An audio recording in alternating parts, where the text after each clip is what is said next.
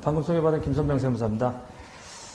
주말에, 그러니까 휴일에 이렇게 나오셔가지고 공부하시는데 힘드실 텐데, 일단, 저에 대해서 뭐 간단하게 설명을 드리면, 이런 경력을 갖고 있고요. 아마 배포된 자료에 있을 거고요. 일단 제가 오늘 이제 강의에 대해서 잠깐 설명을 드리도록 할게요. 저희가 이 조세특례제한법에 대해서 이제, 경정청구 또는 이제 뭐 세공제감면에 대해서 강의를 할 건데요. 기본적으로 조세특례제한법이 뭔지, 또 세감면과 공제의 차이, 그리고 조특법상 주요 세액감면, 주요 세액공제, 그 다음에 조특법상 주요 조세특례라는 것들이 있죠. 그러니까 한마디로 말하면 면제되는 것들, 뭐 그런 환급특례라든가 뭐 이런 것들이 있습니다. 그래서 간단하게 하나 정도 있고요. 그 다음에 마지막으로는 조특법 적용 시 주의사항, 이렇게 총 5장에 대해서 하는데, 제가 지난주 목요일 날 때 일단은 급하게 이제 정리한 자료를 보내드렸는데, 그 자료에 좀 부족한 부분과 잘못된 점이 있어서 또 다시 좀 수정을 했어요. 그래서 자료 여기를 좀 봐주시고, 그 다음에 이 부분에 대해서는 다시 올려드리도록 하겠습니다. 그래서 크게 변동되는 부분은 뭐 몇 개 안 되고요. 좀 더 이제 중요한 내용들 좀 첨가한 게 있으니까 또 자료를 좀 같이 봐주시면 좋을 것 같습니다. 일단 바로 내용을 들어가 보도록 하겠습니다.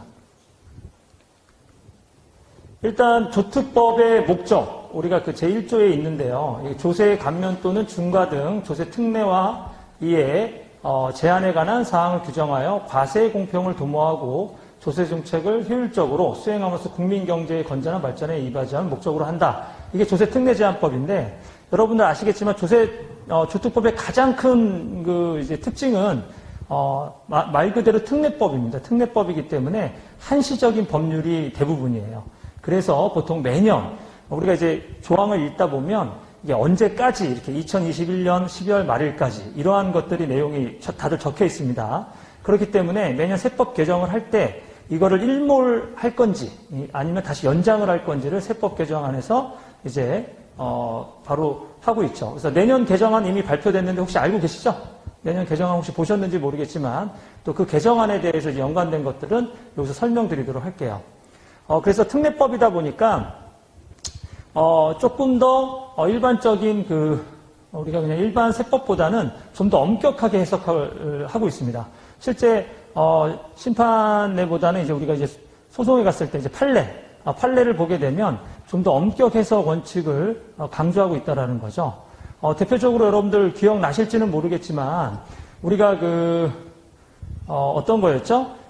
오피스텔 관련해 가지고 부가세 과세 대상이냐 여부냐, 부가세 과세 대상 여부를 했었을 때 결과적으로 그때 판결이 난 게 이제 계속 왔다 갔다 그랬어요. 이게 이제 면세다, 뭐 거주용으로 사용 면세다, 아니면은 오피스텔은 무조건 과세다, 이렇게 이제 왔다 갔다 판결이 갈렸었는데 확고하게 이제 나타났죠. 이제 뭐였냐면 그것이 2017년도였던 것 같아요. 이제 조세특례제한법 특성상 엄격 해석 원칙으로 해야 되기 때문에 우리가 이제 주택이라고 하는 건 주택법상 주택이어야 된다.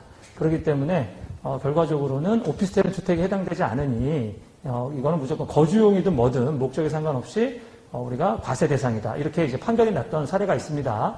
그래서 이러한 조세특례제한법에 좀 특징이 있다라는 걸 좀 염두에 두시고요. 그 다음에 이제 자, 비교 요약표를 보시게 되면 세액 감면, 세액 공제, 이제 우리가 말 그대로 이제 감면은 세액의 일정 비율만큼 감면한다라는 얘기인 거고요. 이제 그다음 세액 공제라는 건 산출세에서 이제 공제를 해준다라는 얘기인데, 가장 특징적인 거는 여러분들이 보시면 아시겠지만 추가 적용 여부, 이게 상당히 중요한 내용이에요. 이게 왜 그러냐면 우리가 보통 세액 감면 같은 경우는 부정한 가소신고소득에 대해서 경정 결정을 했거나 수정 신고한다 하더라도 추가 감면이 이렇게 부정 가소 신고에 대해서는 이제 됩니다. 하지만 세액 공제 같은 경우는 경정 결정, 경정 청구, 수정 신고 시 공제 받지 못한 부분을 추가로 세액 공제가 가능하고요. 여기에서 이제 우리가 그 외 수정 신고와 경정 결정 시 증액되는 산출세액에 대해서는 추가 감면 적용 가능하다고 되어 있는데, 그 중에서도 이 무신고 또는 경정결정 시에는 감면이 배제된다라는 얘기인 거죠. 거기에 해당되는 요 감면 내용들이 여기 뒤에 제가 잠깐 추가를 했어요. 그래서 이게 이런 것들이죠. 무신고 결정 및 기한 후 신고 시 적용 배제되는 조세 지원 제도. 요거는 교재에 없습니다. 제가 이제 궁금해하실 것 같아서 제가 이 부분은 집행기준에 나와 있습니다. 집행기준에 나와 있는 거니까 제가 뭐 정리한 게 아니라 집행기준에 나왔으니까 거기다가 이렇게 조금 정리를 해놓으시면 될 것 같아요. 그래서 우리 무신고 결정 및 기한 후 신고 시 적용 배제되는 조세 지원 제도 요거는 이런 것들이 있다라는 걸 기억해 두시면 되고요. 뭐 이거를 다 외울 수는 없겠죠. 그냥 집행기준 128-0-2에 있다라는 것만 알아두시면 되겠습니다. 그 다음에 이제 수정신고 세무조사로 증가한 산출세액에 대해서 세액감면 세액공제가 적용 가능한지 여부, 아까 제가 말씀드린 것처럼 이러한 것들이 있어요. 그래서 집행기준 보시면 되고, 세액공제의 경우에도 여기 보시게 되면 그 산출세액과 관계 일정한 사유에 의하여 발생되기 때문에 세액공제는 수정신고 세무조사장에 의한 증액되는 산출세액에 대하여도 공제받지 못한 이월세액이 추가로 공제됩니다. 그래도 과세관청의 증액경제 처분으로 인하여 내국 범위의 국외원천소득금이 증가했을 경우 증가한 해당 사업의 국외 원천소득금을 반영한 뭐 이런 식으로 해서 세액공제에 대해서는 뭐 할 수 있다. 뭐 이런 내용들이 이제 예규가 나와 있습니다. 자, 그 다음에 이제 우리가 세액 감면 계산 방법은 뭐 제가 뭐 별도로 뭐 설명드리지 않아도 이런 식으로 우리가 이제 감면 비율만큼 해서 법인세 산출세액에서 전체 가세표준 금액에서 이렇게 비율만큼 면제 감면 소득. 그래서 여러분도 아시겠지만 세액 감면하시게 되면은 우리가 구분격리가 가장 중요하죠. 구분격리를 제대로 못해서 뭐 정기세무조사 나오게 되면은 감면 받았으면 반드시 그거 확인합니다. 그래서 구분격리를 제대로 했는지, 그래서 그 해당되는 매출과 원가를 제대로 반영해가지고 했는지를 보기 때문에 여러분들께서 만약에 세액 감면을 하실 때에는 구분격리에 반드시 신경 쓰셔야 돼요. 그래서 항상 그게 추진이 문제가 되는 거니까요. 그 다음에 우리가 이제 세부사항으로는 당연히 산출세액에는 토지 등 양도소득에 대한 법인세, 미완료소득에 대한 법인세는 해당되지 않습니다. 그리고 이러한 감면소득, 이월교성, 비과세소 소득 공제 이런 부분들을 이제 차감을 하고요. 그런 것들이 있다라는 얘기입니다.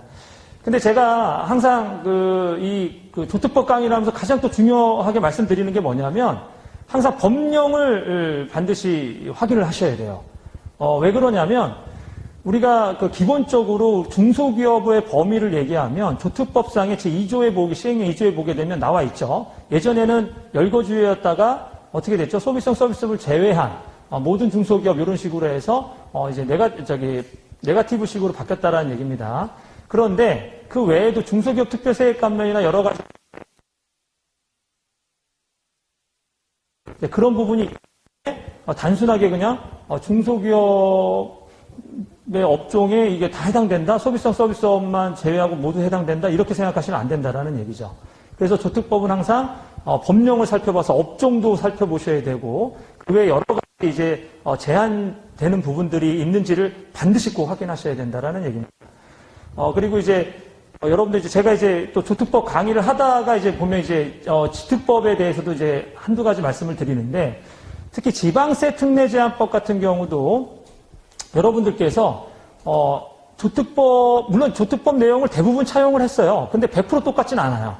그러니까 여러분들께서 그거를 국세는 이러니까 당연히 지방세도 이러겠지 이런 생각을 가지시면 안 된다라는 얘기예요.